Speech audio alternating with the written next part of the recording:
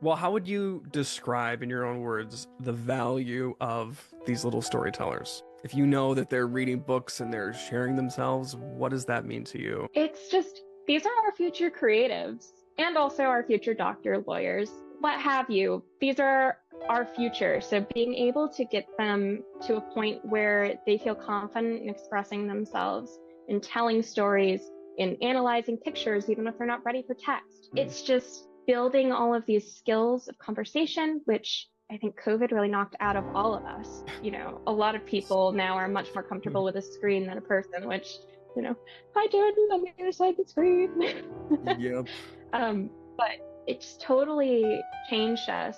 Even now, we're still seeing the impact. So being able to take these children and have them have these skills of communication, creation, it's just giving me so much hope for the future.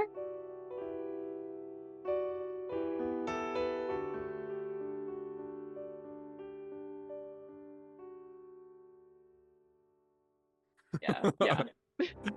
Well, welcome. We've finally made it. You are on the Yes. airwaves. Welcome to Aurora Airwaves. Just for everybody who's listening, Aurora Airwaves is a podcast about creativity, art, and well-being. How we can take care of ourselves as we're creating art and creating our lives. I'm your host, Jordan Bianchi. You're probably sick of me by now, but I'm still here and I'm exploring the lives and passions of people that are in my network and people that I don't even know. And wow, I've known Emily for so long, and it was such a joy to have you want to come onto the podcast and talk about your work and your passion, which is just so exciting to me.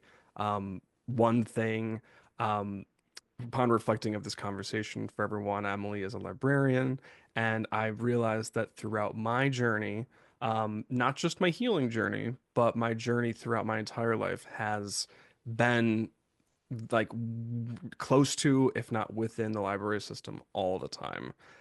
They're sanctuaries for Yes. me, they're places of growth, of creativity, of just exploration.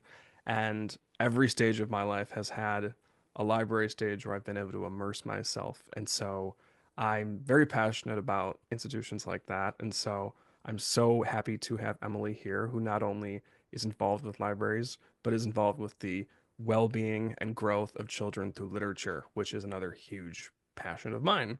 So Emily, I'm gonna let you take it away. Why don't you tell us a little bit about yourself? What's your background and what do you do? Oh my gosh, Jordan, thanks so much for having me on. I cannot contain my excitement when people tell me that they are library kids, library teens, library adults. So I'm just so jazzed. Um, anyway, well, we met in college, so you know that my background to begin with was creative writing, English, and also biology, because there's this Mhm. trend with librarians not being able to decide what to study, studying too much, and then realizing they never want to stop, so they go and get their master's in library science, which is exactly what I did. So I actually have a degree in school library. But because I was doing my master's during the pandemic, the Panini, the Mhm. Panasonic, whatever you want to call it, I chose to go into public and I have not looked back since. I get to work with children as a children's librarian every day. I'm also a local historian, which is cool.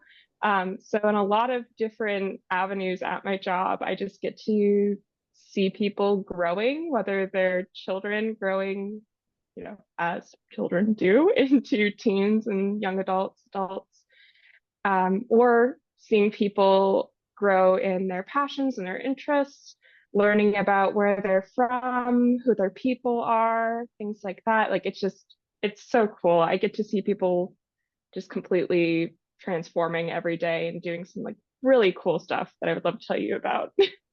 Well, I want to hear all about it. And but first I want to start with how did you sort of pick this path? Because obviously when I knew you, we were writing and we were sharing stories and we were just hyped about, literature and children's literature and all that stuff. But when did you start to form the ideas that you were passionate about this field, that this was something that you were going to go get a master's in? Like that's a big jump. Yeah, it is. It's quite a leap. So when I was finishing up my junior year of college and I was, planning out what I was going to be doing, after this. I originally went into school planning on doing pre-med. So Oh, writing for wow. me was just a passion. Yeah, I know, right? I didn't realize that. Dude, Okay. let me tell you, chemistry will take anyone out of wanting to do medical if you're not a good chemist. It just took me right out. And I had been doing creative writing kind of as like a way to keep my brain on the level and also getting college credit for it because, when you're an overachiever, you just you See what? turn all of your passions into a job. Um, but I was doing that and I realized like I didn't want to go the medical route. I was doing my degree in English as well as biology with a minor in creative writing. So I was thinking, oh, maybe I'll go on to be, an English professor because I love analyzing books and finding books that have meaning to me and to other people. And then you remember Becky Birch? Yeah. Dr. Beck? Yeah, okay. Hmm. She had a really great friend who was a former student of hers who was a librarian. And Oh, the cool. more she talked about all the she was doing, the more it's like, I never have to stop learning. I can just keep going Dr. and Becky's good doing like things. that.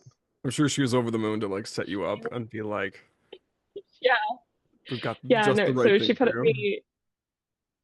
she put me in touch with her librarian friend, and I found a whole community of librarians online that I was just Oh, wow. liking their posts and getting really interested in what they were doing. And it reminded me when I was a child that I used to put sticky notes in the back of all the books I owned and like actually made my friends check them out of my personal library. And I'm like, maybe this is where I was always meant to go. Isn't that funny? You have So those moments that click and you're like, I've already lived yeah, this life and it felt good. yeah. Uh, so in that realization and experience and seeing somebody doing the job and loving it, and also seeing the librarians on campus loving their lives, I decided that I was just going to apply to library school and totally blew the minds of all of my advisors. 3 departments full of advisors going, "You're doing what now?" Um, but once I was writing my application letters and everything, I realized, wow, actually, this is really what I want to do. Cool. Um, so finished up at Oswego, and then I got into UB's online master's program for library science Hmm. and just did not look back. So when you say that you saw these librarians in this community and they were loving what they did and how they were doing it, how do you define that? What were you seeing and feeling within that? Yeah. So the cool thing about being a librarian is you kind of, especially if you're being in like the public sphere or the school sphere, you do not have to limit yourself. You don't have to just be, somebody who's focusing on like the research end of things. You can be running programming. You can Mm. be interacting directly with people in your community. You can be creating the events you want to see in your community. Like there's some great libraries around me that do their own Comic Cons, which is cool. Oh, wow. Um, That's which is cool. fun for me because I love Comic Con. I'm sure you They show were up just to planning it. all. Yeah, I have showed up to one or two. Uh, but it's just one of those things where like you see people making their own path and creating Mm. what they love in the world to give to other people who also love that thing. And when you see them doing that with like joy and absolute like no end to the energy that they have for it, it makes you want to do that too. I don't know if you're familiar with Michael Threets. No. He's very popular online. In the library sphere, he's a library ambassador. He's a former librarian, but he has this concept of library joy, I think and I it's have both something that actually. patrons feel and you Yeah, feel. Yeah, I he's got definitely have. amazing hair. Like mine if I let it out. Yeah, exactly. Exactly. Yeah, yeah, I Um, know that guy. He's awesome. yeah, so library joy. That's what I felt looking at. I didn't have the word library or the term library joy yet, but that's what I felt looking at them doing it. So cool. Well, that's cool you saw. I mean, I like what you said about like people creating something like I'm poorly paraphrasing, but like people creating their lives right in front of you. But it's also like there aren't 50 people that they're hiding behind. Like you know what they're doing to create these things. And I think that's a wonderful energy to, be around and to just bask in because I think so much when we're on our phones and we're on social media, we're looking at what the big corporations are putting out in terms of entertainment, literature, and all these things. But I've found in my own journey of like, the more I can think of how it actually, what I'm doing actually benefits the people right in front of me, it just feels so much better. It feels wonderful and real. Yeah, So it's cool you were able to sense it, that early on. yeah, it does. It's so in the field of library, especially at the public level or at the school level, you are so one-on-one with people.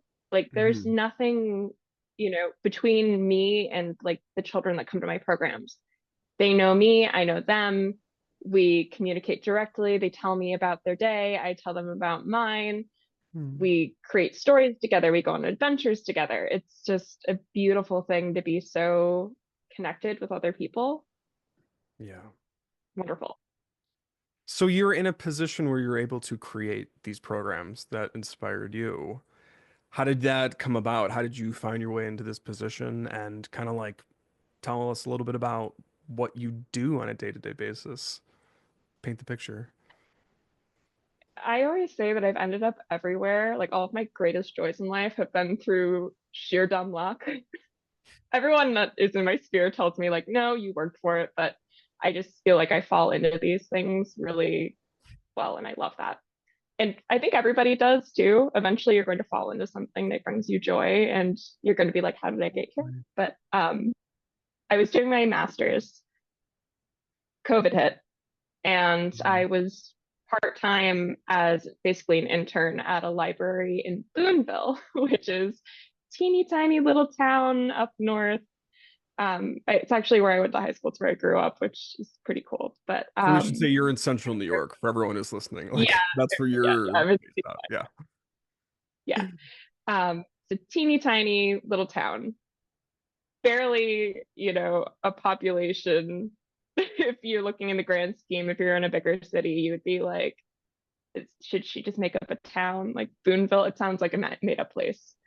So I had a handful of kids that were coming to my programs during COVID. We were outside, and I Mhm. was trying to finish up my master's, meeting all of these children, some of whom still come to my library now, which is really cool. Oh, that's Um, great. it's they make that trip out of teeny tiny Boonville to go to the big city, air quotes on that big city, to come to my current library. But I was working there, and one of my really wonderful coworkers at that small town library was just looking at me doing what I was doing and seeing me finish up my master's. And she said to me, and also our library directors there said to me, you're going to be a full librarian. This is a small town library.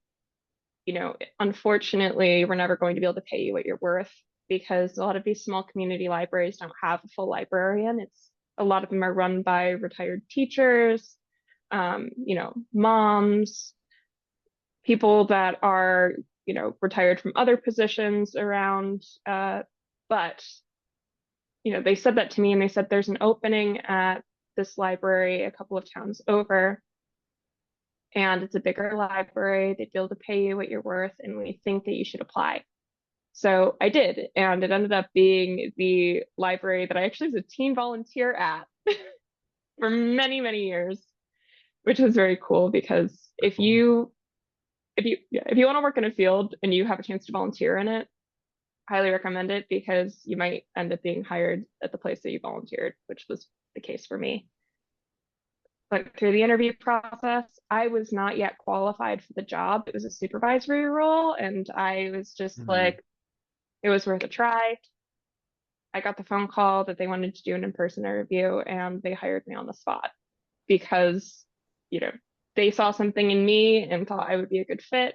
And to this day, I still thank my boss for that. Every time I, am just loving life and I run into her, I'll just say, like, thank you, because she saw that this was where I needed to be.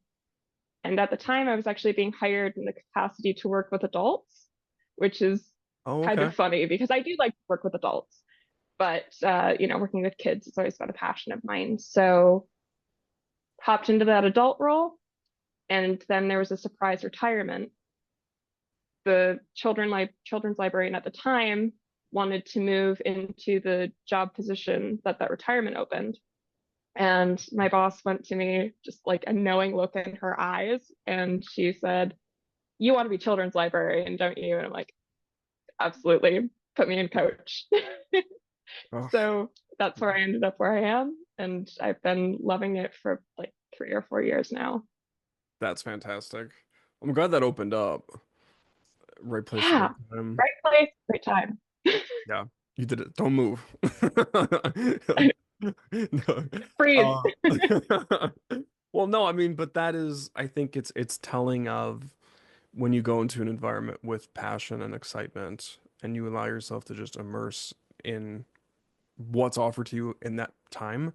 I think that like things start to open up as you know, connect more and put your roots down a little bit. So it's cool to see Yeah. your journey in that way because you could have never have guessed that that would happen. Those series of events, like no. Absolutely not. No, not even if I tried.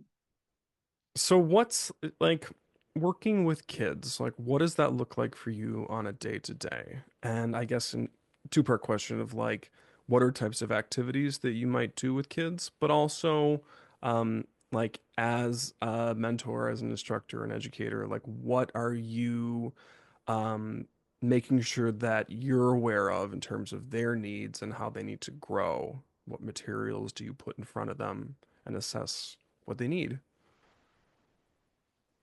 Yeah, that's a great question. A lot of people don't know, what it's like to be a children's librarian. My favorite thing that people will say to me is, "Wow, what a great job. You just sit there and read books all day." Right. That's not what we're about. So when I get into work in the morning, I either have a program planned for the day, I'm planning future programming, or I am, working the social media end of things, making sure people know that there's programs coming up.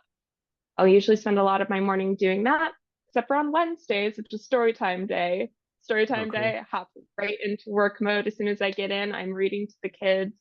I have a really great group of everywhere from newborn to about 7 years old. Mhm. We get a lot of homeschool kids that come in for story time, and that mode is just immediate. What do these kids need to hear on this day? We focus on doing stories that are meeting the needs of the community. So if, for example, you're in the middle of a blizzard, like we are Oh, I see. right now, or we just have been, Hmm. I would choose books that are about, being outside, playing in the snow, but also books that highlight the, dangers of being out in the snow as well. I do a lot of education through my story times. We talk about, what you need to wear when you're going outside in the snowstorm to be safe, and why we don't play in the road when there's a snowstorm, and why we have to listen to our parents, things like that, because those are foundational things that the kids need. But I pair that also with a creative project every week at story time. So this will probably be my Wednesday story time this week. Uh, we're going to talk about snow safety, and also we are going to trace around our hands and make some little mittens, Oh, that's great. let them decorate them however they want, give them a bunch of supplies and see what they throw out the paper. So that's, one mode that I get into. I'm either in the planning mode or I'm in the doing mode as soon as I walk in. Hmm. But also a large component of what I do is answering questions, making sure that every child finds exactly what they're looking for in the library. If they can't find what they're looking for, I am ordering it in from another library, or I frequently make purchases for the kids based on their interests. I've been very lucky to have a budget that allows me to do that. So the kids will come to me and they'll say, Miss Emily, I want to learn about capybaras. You've got two capybara books. That is simply not enough for the depth of the well of knowledge that I'm trying to drink from. Can you get me some more capybara books? And that's what I do. I go see what's out there, order some in from other libraries, buy some online, and just pop them into that kid's hands because at that moment, what they need in their life is capybaras, you know? That's right. So That's right. it's a lot of that, yeah, it's a lot of that one-on-one, uh, you know, getting them what they need, also listening to what they need. Because sometimes, as much as you want to hand that child the book that they need for that moment, what they really need is a grown-up that's listening to them. Mm. So when my kids are, being bullied in school or they're having a rough time at home, brother, sister doesn't want to play with them right now. They need an outlet for that. So once they're comfortable with me, a lot of times they're coming to me and telling me that they don't really need a book about bullying. They don't really need a book about, the fact that their siblings have a separate life from them. That's not what they need. They need to have a grown up they can talk to. And I fill that role as well. So Wow. it is a wildly varied day every day. Uh, we always joke anytime there's something that just totally off the rails that happens, we just look at each other and nod and say, they don't teach you that at library school. So there's not necessarily an average day, but that's some of what I'm doing. Well, I think that's interesting that it seems like your first and foremost, like important part of the job is listening and understanding who the kids are around you and obviously shaping based off of that. And I think that's something we don't normally think of with our librarians. We think of like, oh, I don't need to talk to them because I can find a book on my own. And like that's just the end of what that conversation might be. And I'm guilty of that for sure. But it's fascinating to hear that you have all these kids coming to you expressing things and you're trying to dissect and understand where they might be coming from and how they might be able to, move some energy out of them that they wouldn't otherwise. And then offer them a book rather than just read Yeah, this and like shut up and read this thing and you'll fix your life. It's like, no, no, no. yeah, no, that's not what we try to do. But yeah, especially the community that I work in is very much so like an economically disadvantaged community. We have a lot of kids that come to the library after school because they don't have anywhere else to be. Um, they Mm. don't know when their next meal is going to come. And part of what we do through some amazing community organizations that we're working with and donors, we are also making sure that they have food. We're making sure that they have hygiene products. We're making sure that they have a safe place to be where they can, express those feelings and those problems that they're having without, being afraid of what the consequences will be to them. We've had kids come into the library and we've noticed that one of their shoes is, taped together with duct tape. And we've had Um, like the really fortunate ability to reach out to some of our community partners and get kids what they need, whether it's clothes, food, hygiene products, someone to talk to, just, bringing those kids the resources that they need, teens and adults as well. We just try to be a community hub because I don't know how much you know about Maslow's hierarchy of needs. mm. Lovely One little of the triangle, guests right? 6 months ago brought that up. Yeah, like you But you need can go for it. shelter.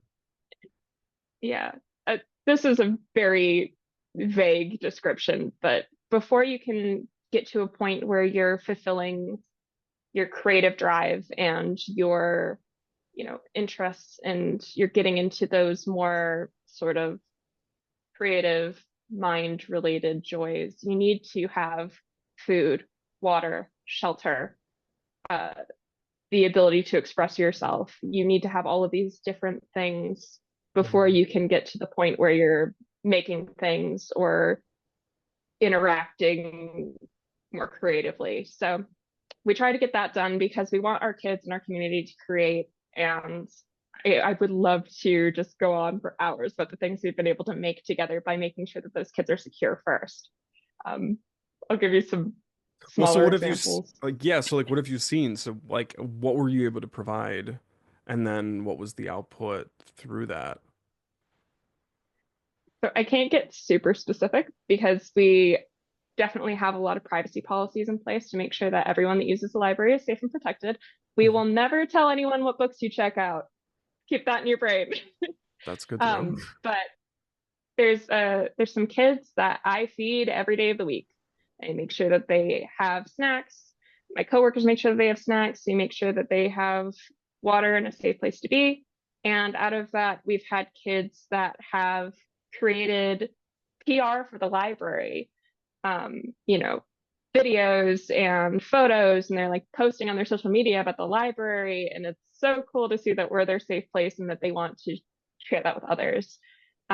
There's kids that I've had come in who are really like deeply shy and anxious. And by giving them a Mhm. place that's safe for them to express their emotions and their needs, they've turned into creatives because that's what you need. You need to feel secure in order to be open with your creation. Not to say that there aren't people that are very anxious and still create, but to be as public as doing it in the library, like Mhm. those kids have been coming to my programs and, we made ourselves into mummies over the summer. So we traced out our bodies and made sarcophaguses, and some of my very anxious kids were excited to do that. Like just beautiful, beautiful creations that they made with foil and paint and glitter because that's how they were seeing themselves at that point. You know, if Yeah. if this is my sarcophagus and needs glitter, like that's joy. And it's one of those things where being able to see the transformation in a child from a place where they are very insecure, scared, unable to interact, and then they become these, they're talking to the other kids, they're painting their feelings, they're creating big giant Lego monsters and just loving their lives. It's just magical. I remember during the pandemic there was a discussion and an ongoing discussion about the fact that young kids were not getting the exposure to other kids to be able to have the social skills that they should have at that age. And through hearing all of this, of all the different ages that they're showing up to the library, which is like, a third space. It's not school, it's not home, it's this other place. Have you seen in the past bunch of years a difference in the way that children are able to interact with each other? Absolutely. We had our first wave of what we were calling COVID babies, like a year or so ago, where they were, the kids that fully were in lockdown. They didn't have, at differing levels, because of course some kids had older siblings that they were socializing with, or they had, close neighbors that their parents were socializing them with. But I had a whole wave of children for a while who had zero socialization. Parents were bringing them to the library for story time because they just didn't know what else to do because their kid was so shy that they would, Mhm. hide under their coat at the grocery store. Um, so through time, and it's taken a lot of time with a lot of those kids, some of them are still shy to this day, but um, through bringing them into the library and encouraging them to interact with me and the other children around them, mostly in story time, I found this is, benefiting them. They've grown, they've gotten out of their shells a little bit. A lot of them are now my preschool babies, so I don't see them as often anymore. But when they come in, being able to see that they're hitting the targets for their age group as far as socialization and emotional skills are going, it's been really magical to see that I've been able to play a small role in that. And I think parents, especially just past COVID, when we were demasking, being a little bit more close together at events at the library, Mhm. they noticed a difference as well. And that's what really like strikes me as important is when the parents are noticing the difference, because I can Mm, sort of notice, but when they're noticing outside of the library and in different social contexts, it's just like we've made a difference and it's so important. that's really cool. So, I think so. no, like it's amazing because you're seeing that you only see them for a certain amount of hours every week. Yeah, And yes, there's an absolutely. interaction there, and there's like a hyper awareness that I'm sure you have when you're in the moment. But that must be, I don't want to put words in your mouth, but like super fulfilling to have parents telling you about what they're seeing. And then that probably helps your ability to assess what growth actually is. Absolutely. I every now and again we'll get a parent that comes in and says, last night we had to sit down for story time. I'm like, oh, that's great. You read to your child. They're like, oh no, they've been modeling you. We have to sit down for story time and they read us the book. Oh, And I'm like, your child's 3. They're very intelligent. Don't get me wrong, but they're reading to you and they're like, no, no. They're standing up at the book. We're sitting with the stuffed animals and they're going, this is a story about a dog. Do you see the dog on the page? Where's the dog? Things like that. And wow, that's fantastic.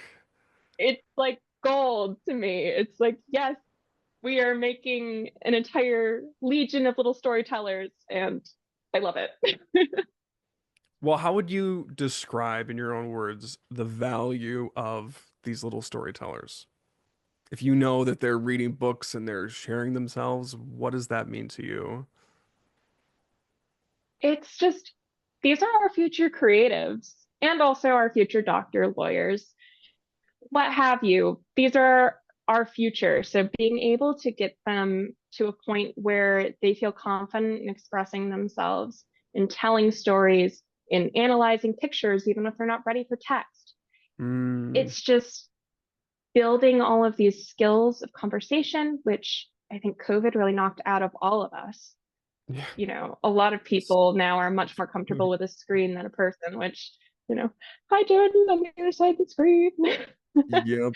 um, but it's totally changed us. Even now, we're still seeing the impact. So being able to take these children and have them have these skills of communication and creation, it's just giving me so much hope for the future. Oh, that's That makes great. sense. Yeah. No, I really like that. I really like that. So, say I was a parent and my kid was at the library and I gave them to you for, for a story hour or whatnot, and I asked you, how can I best gauge what type of books he or she should or they should be reading? Um, how do you kind of go about that, having that conversation with a parent? I have that conversation at least once a day. And parents have this concept of like what their child should be reading, right? Mm, Regardless of age group. They think, well, in order to become a smarter, better, more productive child, my kid needs to be reading blank, suggest mm, blank to me. And a lot of times it's, my 7-year-old really should be reading chapter books now, and he's not. And I'm anxious about that because I don't want my child to be left behind. okay. But every 7-year-old is not going to sit down and read a chapter book. That 7-year-old might be best served by a graphic novel because they're developing not only, basic text literacy skills, but also visual literacy skills. That child, by looking at Dogman, the most popular comic in my library, Dogman. Check out the movie. It's coming out later this year, or actually later this month. Anyway, I just saw like a dog by man look, sign at Barnes Noble today. yeah, it's so That's cool. popular. Dave Pilkey, he got us with Captain Underpants. Now he's got this new generation with Dogman. He has a huge Um, coffee shop. Like yeah, and his own bookstore, I think. He's done well. yeah, yeah, good for Dave Pilkey. Um, but you hand that kid Dogman, and he thinks it's just a funny story about a half dog, half man cop, right? But in reading it, they're understanding like this facial expression means that he's really focused, or this Mm, facial expression means that, you know, little Petey is going to go and do something fun and adventurous, or this expression means that somebody's going to do something mean. And they're putting all of that in their brain, and that's just as important as sitting down and, getting the sight words from that chapter book. So, the idea of like there's going to be something that my child should be reading is really kind of not what I grab onto personally. Some librarians and some educators do, Mm-hmm. but in my experience, it's better to get a book in the child's hands that they're going to be interested in. When kids connect literacy and joy, that's how you get them to hit their reading goals. It's how you get them to be picking up literacy skills without it being a fight every night. So I first and foremost ask, what does your kid enjoy? Mm-hmm. What puts a smile on their face? And if it's, Legos or My Little Pony or, any number of things that are from the media that they engage with, I make sure they have that in the library.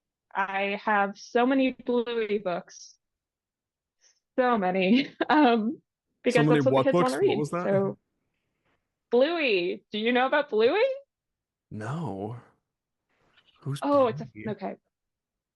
Go for it. I, as a full-grown adult, cannot encourage other adults more to watch Bluey. It is an amazing children's cartoon out of Australia, Okay. and it's healing. Hmm. It's about a family of dogs, and they are just Hmm. stand-ins for, your regular family. Right. Well, there's various families on the show, but just like your what you would consider to be like the average American 2.5 kids sort of situation, but they're dogs. And it's just all about, growing up and kindness and healing and creativity, and the kids love it. It's kind of like slow media in a world where we're basically putting kids in front of screens with nonstop flashes. Yeah. And it's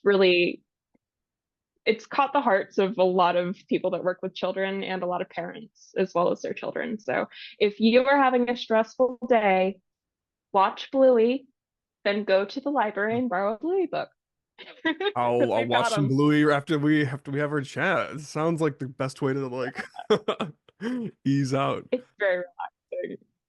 I have cried about episodes of Bluey.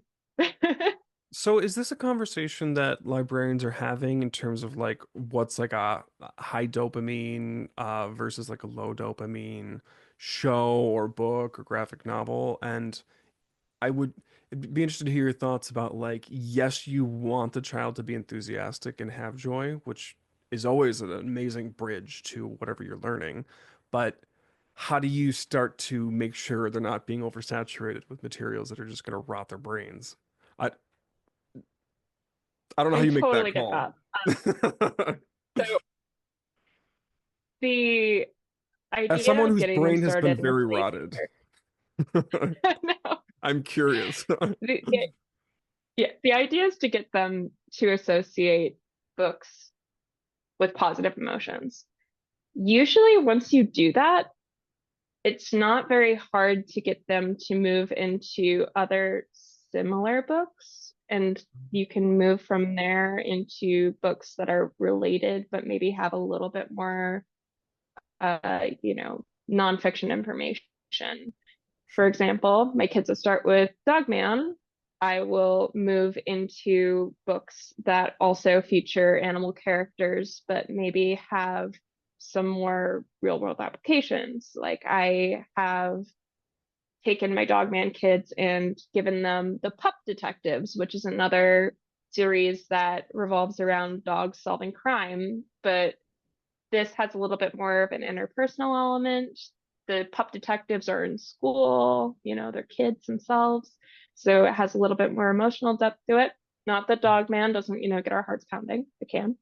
Um, but getting them into that like more like Sherlock Holmesy kind of world is nice. And then from there, once they've read that, I can maybe move them out of a full graphic novel into a chapter book that has a lot of pictures in it.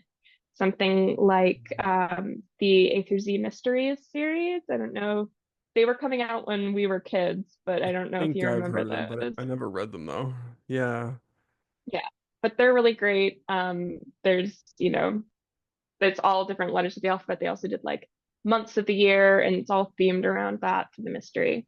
Once they cool. read that, if they decided that they like the mystery route, I can throw them into Hardy Boys, or I can get them reading, some greater, more involved books with some nonfiction elements. Mystery is great for that. That always has some level of nonfiction elements to it.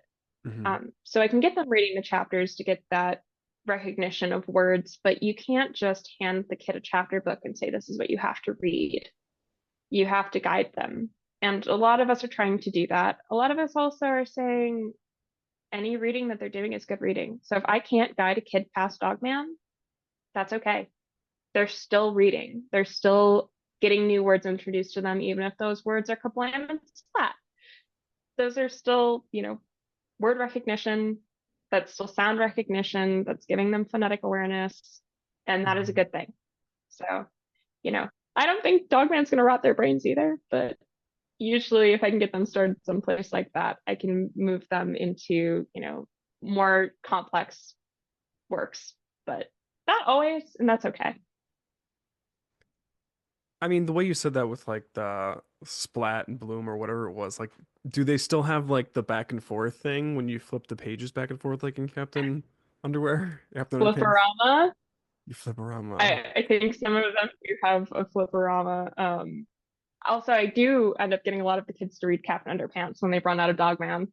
It's nice, Good. being That is like, if good you like that, literature.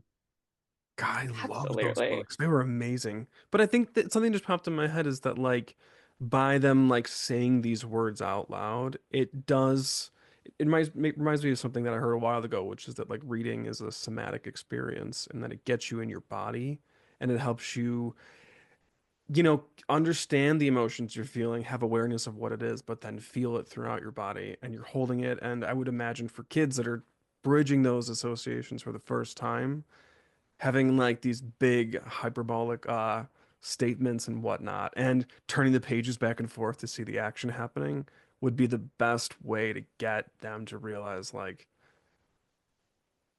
this is a really powerful fun Yeah, thing. it does. And what's been very cool for me is a lot of my kids that are sort of understanding the combination of like emotion and media that they're taking in has brought them to a place where they then create media themselves. I Oh, have so many kids that have excellent. brought me their like Dogman themed comics that they've made themselves. I had a really great kid a couple of summers ago who made a book that I actually turned into a bound book, put in the library for the summer, and it was his like Mario fan fiction Dogman style comic. Yeah, It was so cool. He just made it because he loved it so much. He took the things that he loved and he understood the format from reading it and then decided to put it out in the world. That was just amazing to me. that's amazing. And like you have the space for it to be in the world right there. It's not like they Yeah. create this thing and then there's someplace else that they have to maybe have someone adult take them to that place to display it. It's all right there in the library.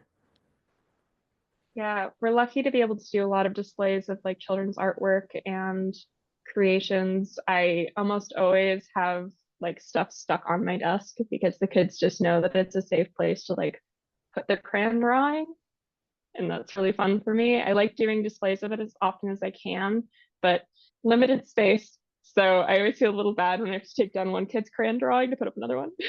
But Right. It it's has to be it's still done. there. So you see a lot of joy and you see a lot of like that's your work, understanding where it is and how to bridge it and enhance it.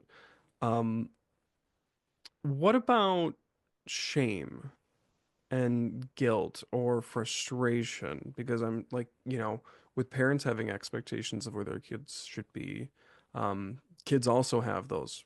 They have awareness about, if some of their classmates are over here or they've been given this thing, but they can't quite crack it. You know, they don't know why they can't read it and they emote in a very interesting way. Um, what is your approach to observing that and sensing it and then, you know, guiding them out of that energy? If that's, Yeah, we get a lot of that as well. It absolutely happens. We have a lot of, kids who like in my area, because I'm birth through 12 is who I interact with most. Mhm. Have a lot of kids that are, experiencing frustrations with their reading level because their parents and their teachers are expecting them to be in one place and they're in another. Or they're having a hard time communicating with their peers. They may not be neurotypical. And there's a lot of struggles with that when you're young and when you're Mhm. growing.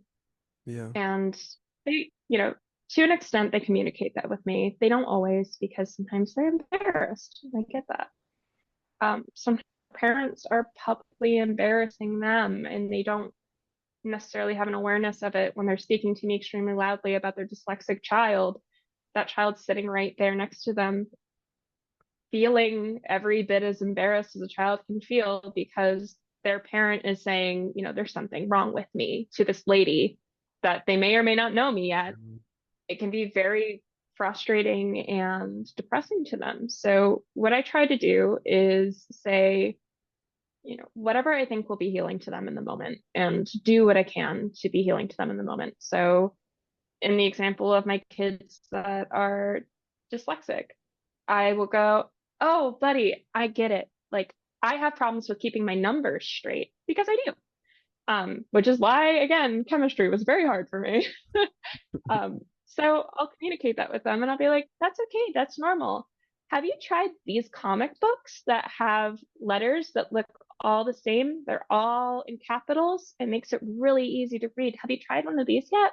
And sometimes, if it's something that looks interesting enough to them and they feel seen enough, they'll go, oh no, I haven't tried it yet. Or I have and I liked it. But, sometimes the parents are like, oh, like, no, no, they need to read a chapter book again. And I'm like, well, try this and we can see where that goes.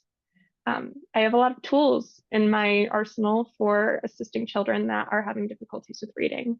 I have lovely little ruler style bookmarks that have like little plastic windows in them that can help the kids limit the amount of lines they're looking at a time, which can be really beneficial to a child who has dyslexia or difficulty focusing.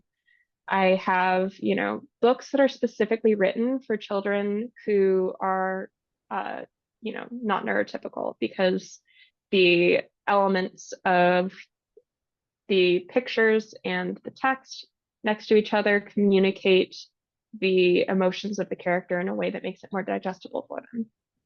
And, when you see kids and they feel shame about things that they even just like, I have little girls that'll come in and they're really, really interested in race cars or they're really interested in Mm. dinosaurs. And that's not a typical girl interest. Or I have little boys that come in and they love Peppa Pig and they know that books are there. But if they ask me for them, then they've just told a grown up that they like a thing that they feel somehow they're not supposed to like. And I'm really big on trying to move them out of that area of shame by giving them examples from my life. So when my little girls want a Star Wars book and they feel like Star Wars isn't for girls, I tell them about how I go to Comic-Con and I dress up as Rey because she's the coolest Star Wars girl ever. And, move them into a place where they're like, oh, this grown up in my life likes this thing too. It's okay. Or, sometimes I'll be like, oh, buddy, I've never heard about that before. Like, can you tell me about this zombie game that you like? Like, I would love to hear about it. And you can sometimes just take them where they're at, Mhm. remove the shame from the conversation, and bring them to a place where they feel seen and heard and capable of expressing themselves. It doesn't always work, Mhm. especially Right. I kind of cut off around age 12. I just don't seem to have the like brain and ability to like communicate with older kids. So like 13, 14, 15, 16. I'm so lucky to have a wonderful coworker who just gets them. Mhm. She's our teen librarian on staff. And when I have a kid and I'm just no longer communicating as well with them anymore, I, hand them off to staff and she just gets them. And sometimes If they've been my kid for a long time, they're still happy to communicate with me, but not always. So it's nice that we have different people with different skill sets that can get to all of these kids. Yeah, that's really cool. That's really great. Well, how does it feel for you when you see shame being moved or you see the light go off and they're like, oh, this is a thing? That must be so It's rewarding. it's magic. And it's really neat about working in a public library is I'm not the only person doing that in that space. So there are tons of like tutors and mentors that come into the library to do their work.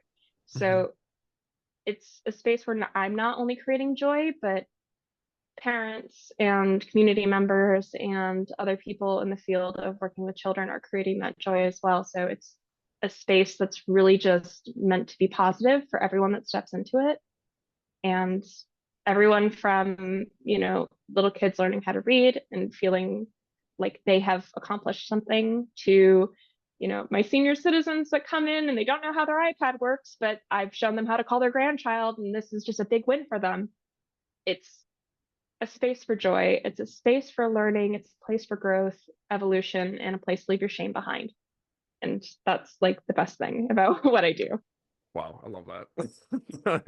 I love that. I love the way you phrase that. Like, so, okay, so I have a question. So, like, because all of my listeners are adults, um, and a lot of them are either getting back into reading or they had, a large part of the listenership is interested in creating art and they used to do it, but they haven't done it in a very long time. And I think that that does align with reading, that a lot of people read as a kid and then when they grew up for some reason, whatever happened, they stopped reading. And I definitely did that.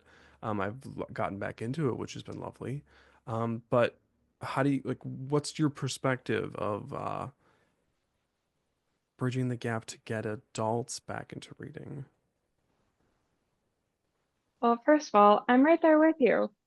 When I was in undergrad and grad school, I was so burnt out from reading. If I had to see one more Penguin classic, I was just gonna, leave town. I was done.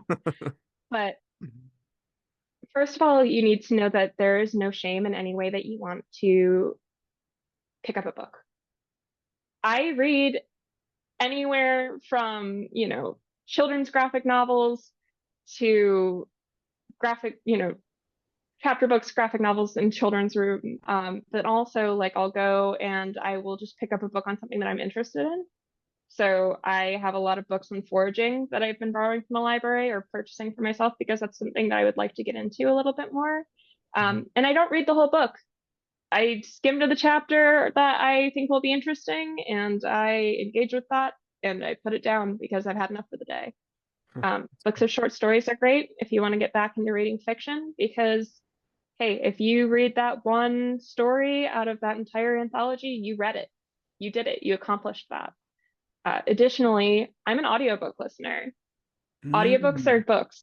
Audiobooks are reading. If you like podcasts, there's a very good chance that you will like audiobooks. Go to your local public library, ask them if they have Libby. Almost all of us do.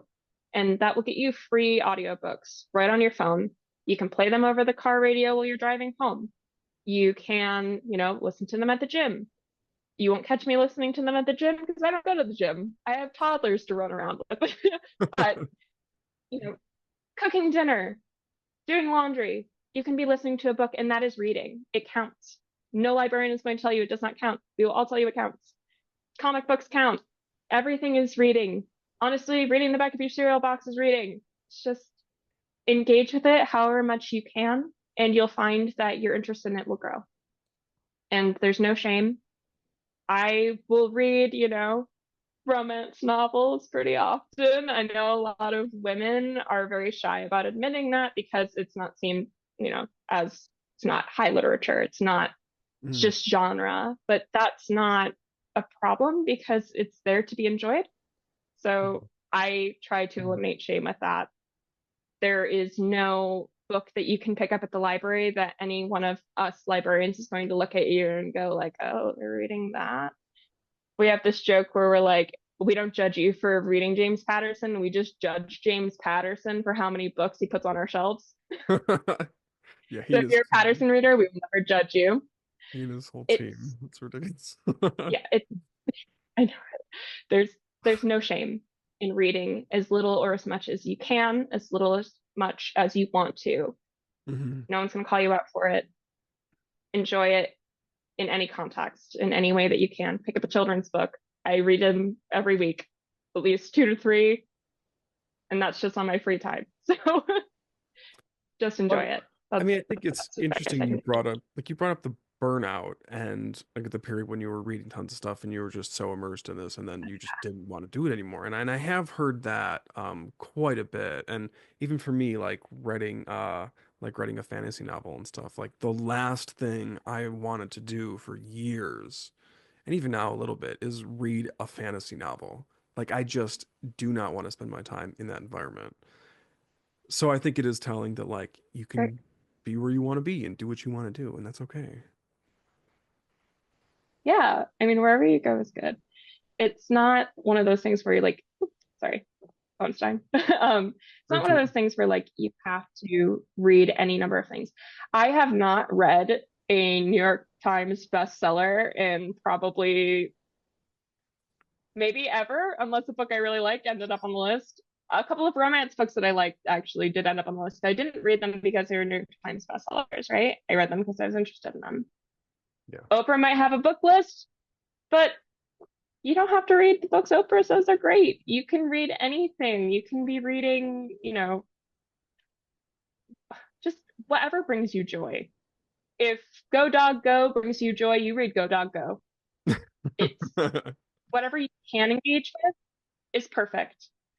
You don't have to be reading in the genre that you're writing if you're a writer. You do not have Mhm. to be reading in the genre that you like to create art in.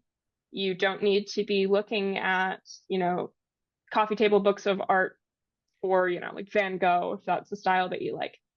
As long as you're engaging, I think, with creative media, you are feeding your creative, soul and you are putting gas in that tank to be able to make Mhm. things.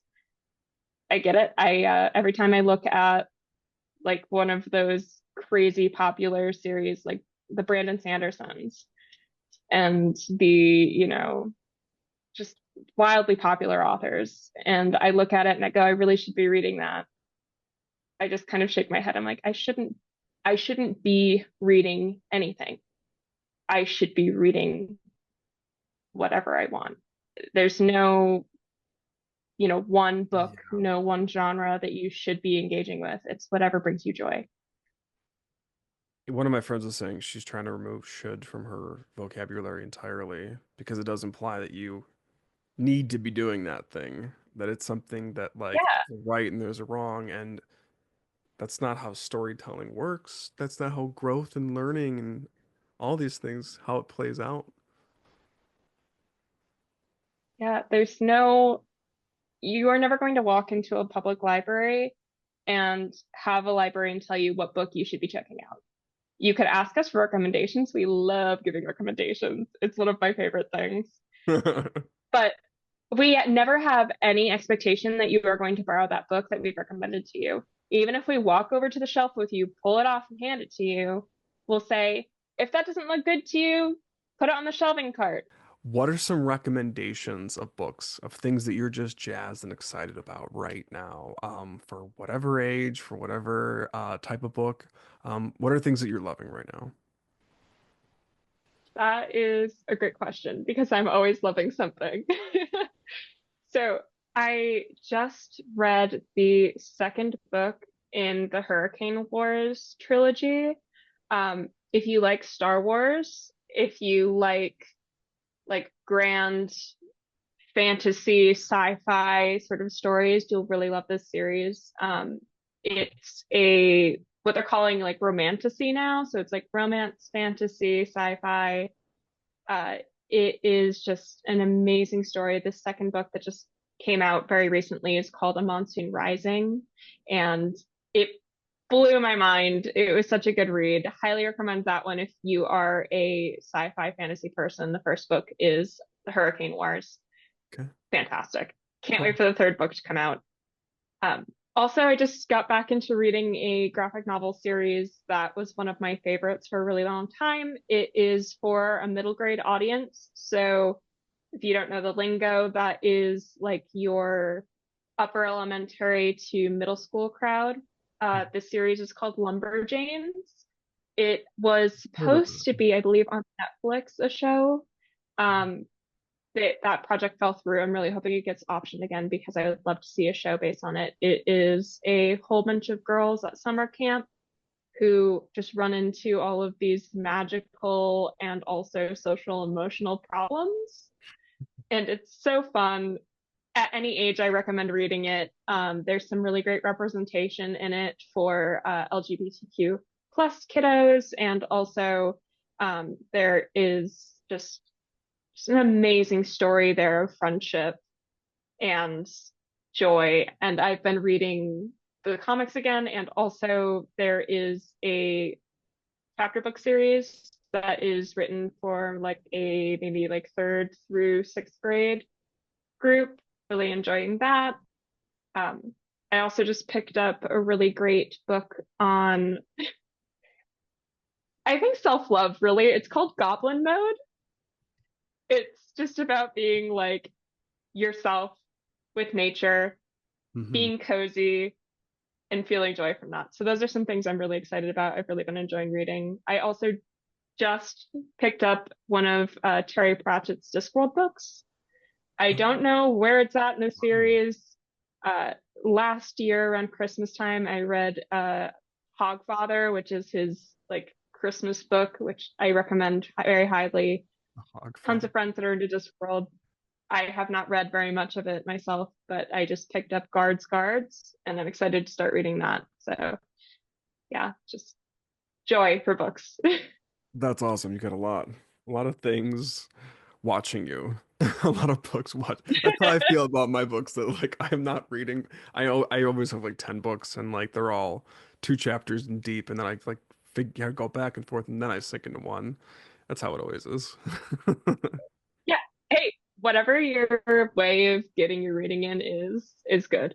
You know, if you're two chapters, I've got multiple books as well on my shelf where I started them, got partway through. It wasn't what I wanted to read at the time. I'm a mood reader, so you Mm, have to be in the mood for that book to yeah, actually pick it up and finish it. It's not like you just pick up whatever book you have next on your TBR I cannot do and read that. it. It's no, it's what you're in the mood for. You're probably a mood reader. I feel like I'm a mood everything when it comes to the arts. Like even like Yeah, it's funny because like when it's like if it's a movie that I know like intuitively that I'm gonna love and is really gonna move me yeah, and I'm gonna learn so much from it, I'll put off watching that movie for a very long time until it's like just that right spot and then I'll do it and it'll just like change the course of my life or at least that's what it feels like. yeah. And I think the same thing with I books. Like I like to like test the waters and see a little bit of this, and then I return to it once I've like, okay, this is the energy that I'm ready for right now. Yeah, I recommend doing buddy reads too. So if you have a book that you really want to read and you just don't seem to be able to get in the mood for it, sometimes sharing it with somebody else gets you there. Because like Oh, I that's I interesting. found this about myself through film because I'm not a huge film person. I watch a lot of kids movies, but not a lot of things made for adults. Um, and my partner recently asked me if I wanted to go and see Nosferatu with him, and I am just That's terrified very of different. horror movies. But I love I love like gothic horror elements to things. A lot of the kids' books that Mm, I buy are like spooky but not scary. gotcha. But I went to see it with him because he wanted to see it, and I was like, this is such a good movie. Like the elements are just so beautifully put together. Also did scare me, but that's Good. okay. But same Good. with books. Sometimes it gets you over the hurdle to be with somebody else engaging in the same text, whether that's a visual text or a traditional book. Hmm. So if you really want to read something, you can't get in the mood for it, see if you can talk a friend into reading it with you. Sometimes it makes all the difference. well, I feel like the book club that I joined this past year with my buddies, that was really helpful in just plowing through a lot of big books Yeah, too, which was a lot to get back into. But I'm really like happy that I've been able to just go through a lot of stories at a decent pace too, because there are other people who want to talk about it. And that's also another thing yeah, that's really exciting that I feel like with literature, it's kind of hard to find those spaces sometimes to be able to talk about what you're reading or find that person who loves this yeah, book that you've been freaking out about privately, but you don't know where to talk to them about it. It's a good idea to have like build your own little community. So it's there absolutely. for And you. use your public library Oh, because we have book clubs. We can connect you with library staff members who love the thing that you love, and they can introduce you to other people in your community that love the same thing. We have an amazing group of people that are really into Dungeons and Dragons who have really come together around the mm. library, and they get so jazzed when they're like, I would like to do a D&D group at the library. And I'm like, I'm D&D. And they're like, the children's librarian plays D&D?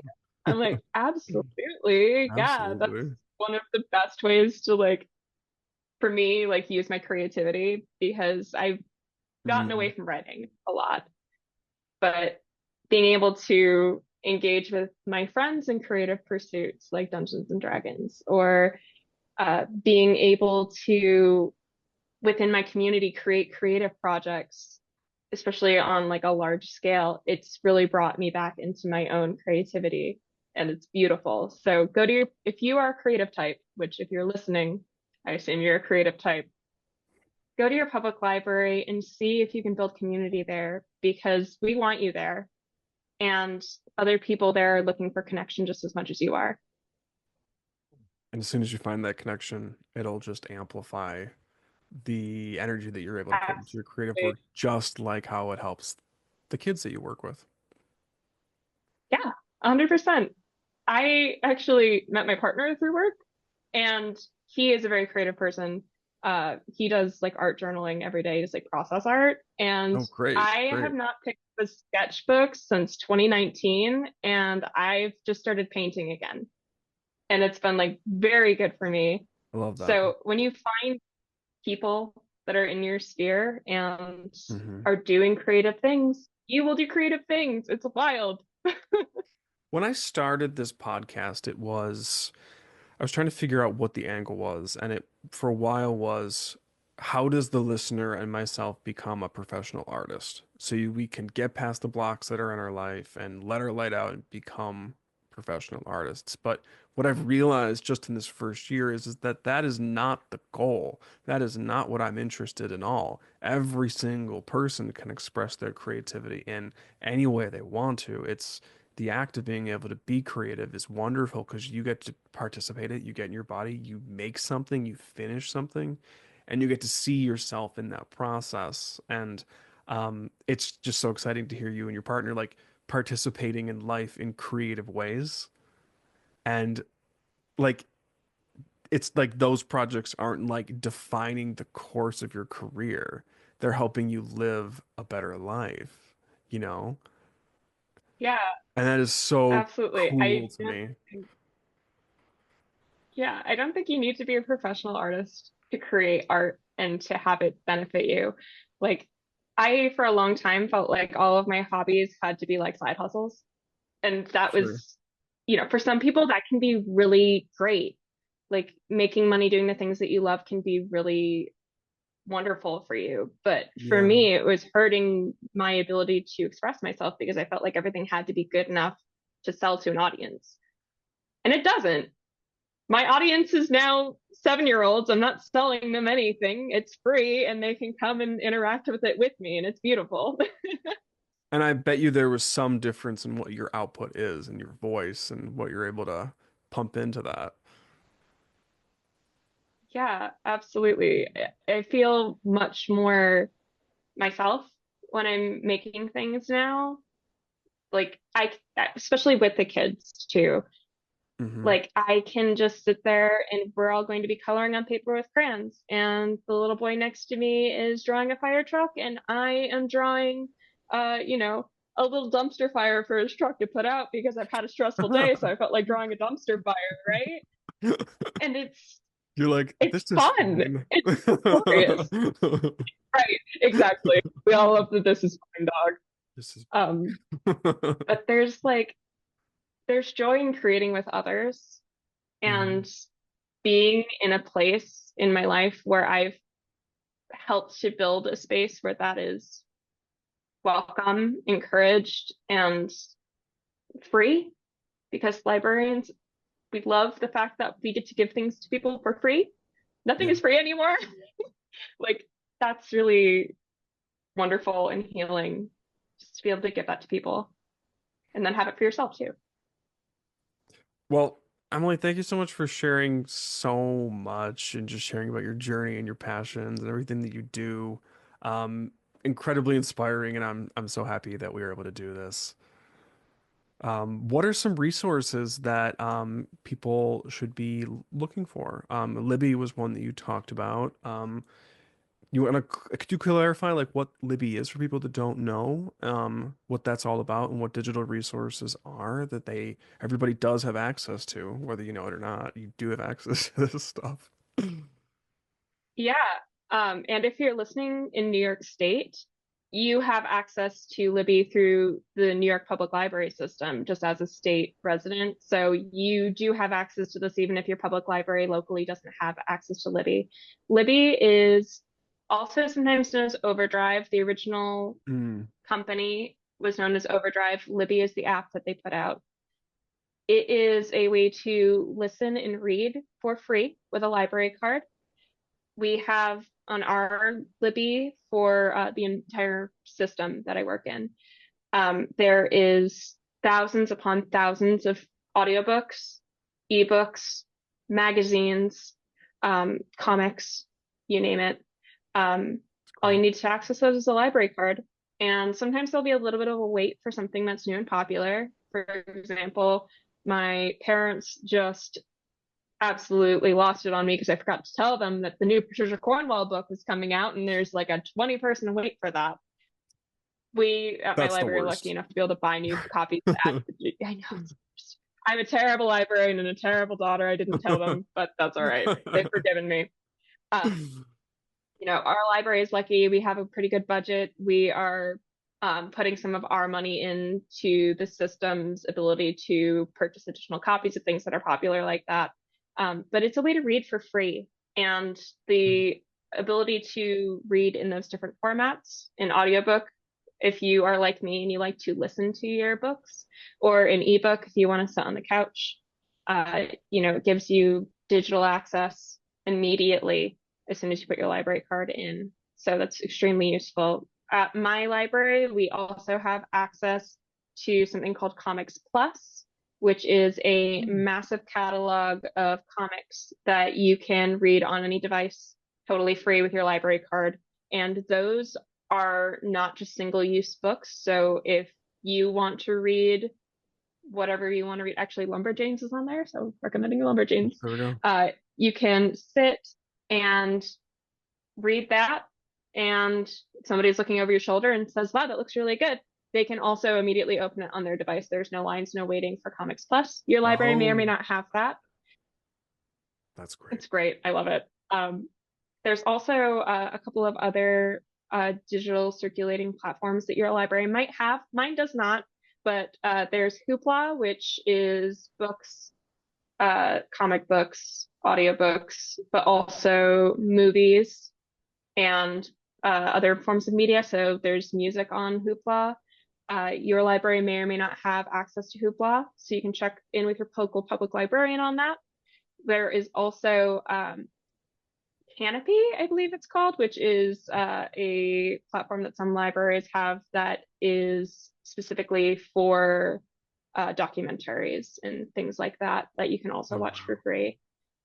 In addition to all of those digital things, people don't understand the breadth of things that their local public library might have to offer them. My public library, in addition to the books and the digital streaming and DVDs and what have you, We also circulate board games. We have a massive collection of board games, both for children and adults. Oh wow. We have snowshoes, which we think are going to be all checked out tomorrow when we reopen after the snowstorm. Aw. Uh, yeah, it's fantastic. We have fishing Whoa. poles. We park passes and museum passes to let people go Really? to wonderful creative establishments in our community, outside of our community, for free or for low to no cost. Wow. We also have things that parents would love to give their children to play with, but don't necessarily have the budget for, like American Girl dolls. If you grew up Mhm. in the 90s and 2000s like I did, and you desperately wanted an American Girl doll, but your parents could not afford a $200 doll, check your local public library. Chance that they have one that a child in your life would really love to borrow. Wow. We even have devices to help you be able to access our digital content. So we have iPods that have books on them that you can borrow. We have Wow. hotspots that you can borrow that will give you internet wherever you're at, as long as you have a cell connection that you can borrow for, up to 2 weeks and then renew as much as you need to, as long as there's no waiting for them. So you can have so much more access to media for no cost by using your library. And also, your library might even have things like medical equipment, baking pans, and things for cooking. Really? Oh It's my crazy gosh. the sort of things libraries have. Mhm. I We have didn't a sewing machine that we're going to begin circulating here shortly. And we also have a maker space at our library. So if you want to, build something, make something with your hands, but you don't have a Cricut machine or a sewing machine or an embroidery machine or whatever you Oh, need to complete that project, check with your local public library, see if they have a free to use makerspace. Ours gets used a ton by people that, want to make a t-shirt for their family vacation or want to crochet a blanket. And a lot of libraries also offer free classes in creativity and crafts and the arts. So don't sleep on your local public libraries. Please use them. The more you use them, the more they'll be able to do for you. well, you heard it here, folks. The library is the place to be. We got to get you there.